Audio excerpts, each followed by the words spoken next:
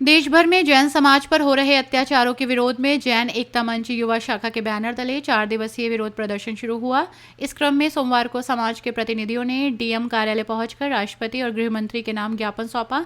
ज्ञापन city magistrate विकास कश्यप को सौंपा गया। जैन समाज के युवा नेता और राष्ट्रीय अध्यक्ष गौरव जैन ने बताया कि देश भर में जैन समाज के तीर्थस्थलों और आस्था पर हमले हो रहे हैं। हाल ही में मुंबई के विले पार्ले क्षेत्र में एक प्राचीन जैन मंदिर को बुलडोजर से तोड़ दिया गया। जैन ग्रंथों का अपमान किया गया। ये हमारे धर्म और आस्था पर सीधा हमला है।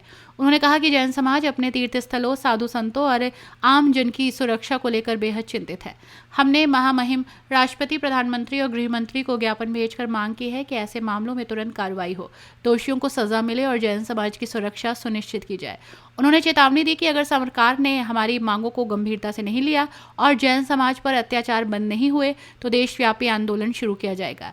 जैन समाज के प्रदर्शन में बड़ी संख्या में समाज के वरिष्ठ जन, युवा और महिलाएं शामिल रहीं। शांतिपूर्ण विरोध के साथ उन्होंने प्रशासन से धार्मिक स्थलों की सुरक्षा और धार्मिक स्वतंत्रता के संरक्षण की मांग की। मैं गौरव जैन, जैन एकता मंच युवा शाखा से राष्ट्रीय अध्यक्ष। आज ज्ञापन देने पहुंचे हैं डीएम साहब को, क्या मान्य है? देखिए, आप पिछले कई वर्षों से देख रहे होंगे छुटपुट घटनाएं, हिंसात्मक घटनाएं, उत्पीड़नात्मक घटनाएं जैन समाज के साथ हो रही, जिसमें धीरे धीरे करके एक समय शिखर जी का एक बड़ा आंदोलन हुआ जिसमें सरकार ने नोटिफिकेशन दिया। उसके बाद फिर छुटपुट घटनाएं लगातार जैन समाज के साथ होती रही है।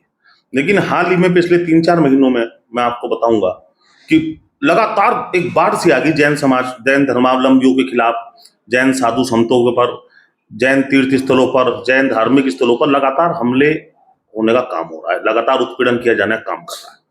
उसी में कुछ बिंदु जो लगातार बहुत दिनों से चल रहे हैं। बड़ौद के अंदर एक धार्मिक आयोजन के दौरान एक बड़ा हादसा हुआ। वहां पर 10 लोग दिवंगत हुए और काफी सैकड़ों लोग उसमें घायल हुए थे। सरकार की तरफ से कोई मदद जैन समाज के उन पीड़ित परिवारों की नहीं की गई। उसके बाद मैं आपको बताऊं, निमिज के अंदर जैन संतों को बर्बर तरीके से पीटना का काम किया गया। बड़ी मुश्किल से उन जैन संतों की जान बची।